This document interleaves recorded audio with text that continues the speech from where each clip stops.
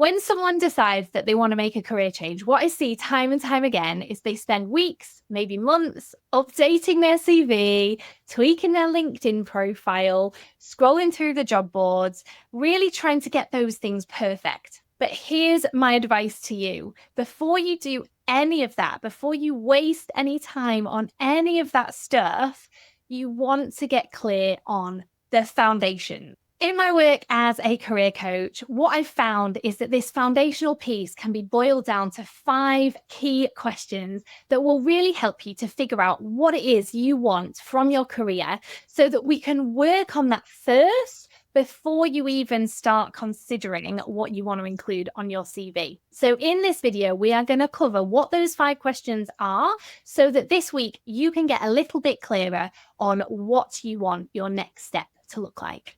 So the first question is really important because what I see time and time again is that people have created this career that they thought they really wanted, but then when they take stock, they realize that actually the life that they want to live and the career that they are in just don't line up.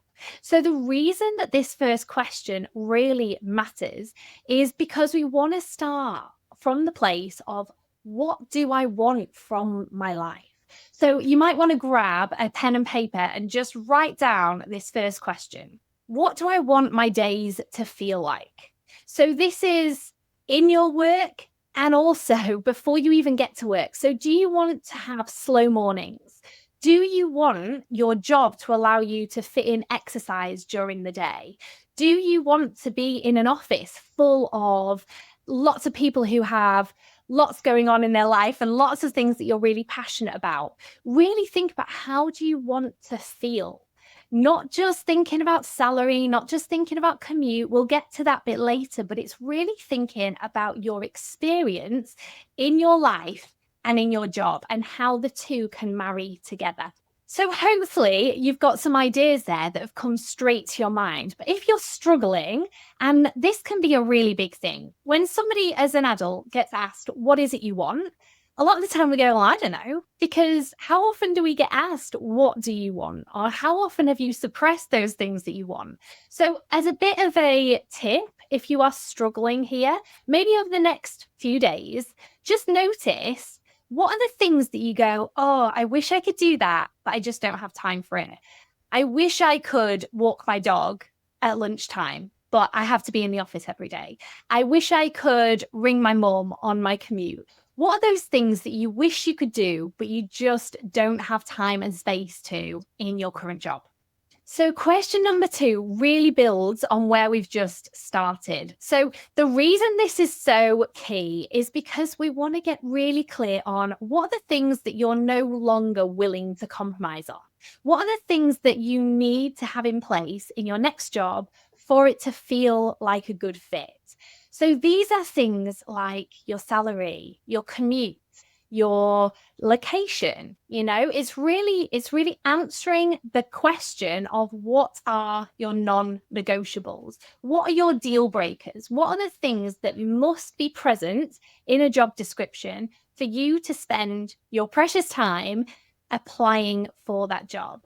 Because when you get clear on what your non-negotiables are in your next job, it's going to save you so much time, so much heartache, because you're not going to be applying for jobs that aren't a good fit anymore. You're only going to allow yourself to apply for the jobs that are going to really work for you around that life that you want to create. So what I want you to do is start your list. What are the things that you really want to see in your next job? And then once you've got that list together, you might want to grab a different color, or you might want to just circle things. What are your deal breakers and what are your nice to have? So what are the things that must absolutely be present for you to even think about spending your time applying for that job? And what are the things that you think, okay, well, if that was there, that would be nice, but I don't have to have it.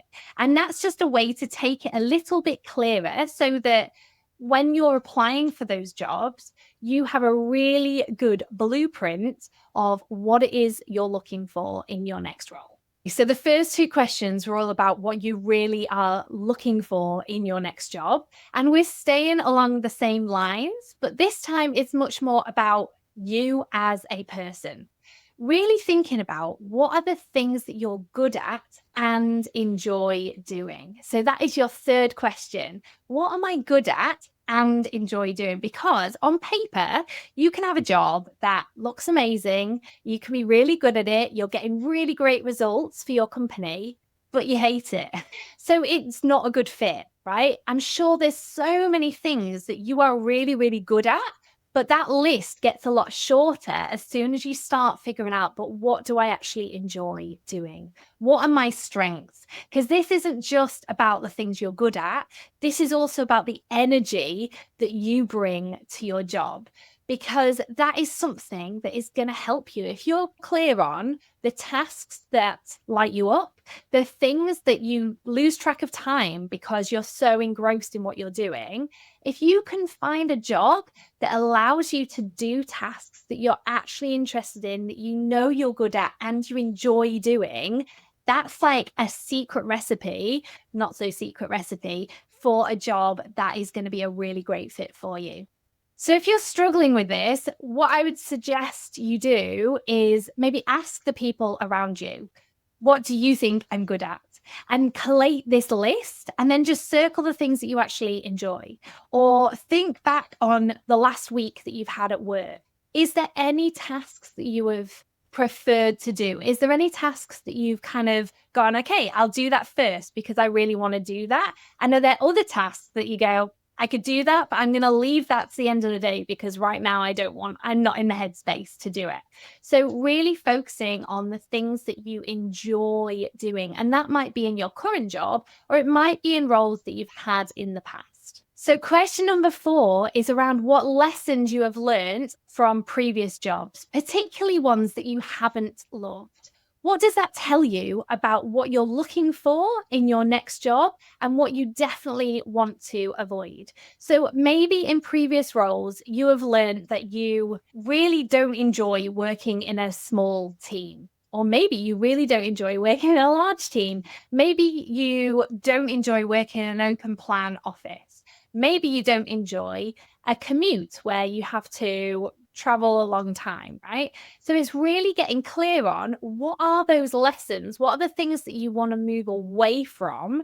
And this goes really nicely with the work we've done in the past 3 questions of what are we trying to move towards? So question number 4 is, what have you learned from your past jobs that you haven't enjoyed? So these insights can be so, so helpful because we want to make sure you're not just stepping into another job that is going to continue to repeat old patterns. We want to learn from our previous experiences and move towards something that's going to be a much better fit. And the final question is, what next? What does this all mean?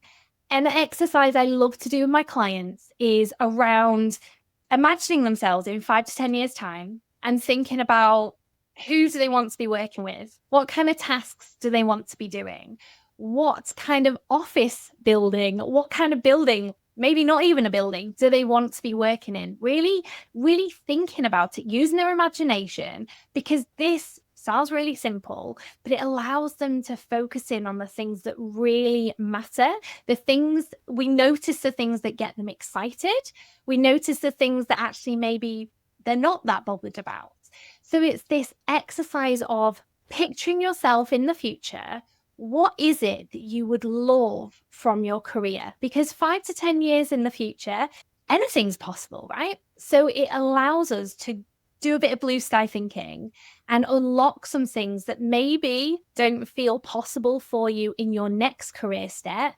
But those insights that you'll get from doing the exercise will help you to understand what it is you really want from the next step in your career. So I hope that's helped you starting to get excited about what could be next for you in your career. If you want some support while you're figuring this all out, I've got a free online community. I'll drop the link in the description. You can join us. It would be great to talk about some of these ideas. And if you want to chat with somebody about what might be next for you, feel free to book a call with me.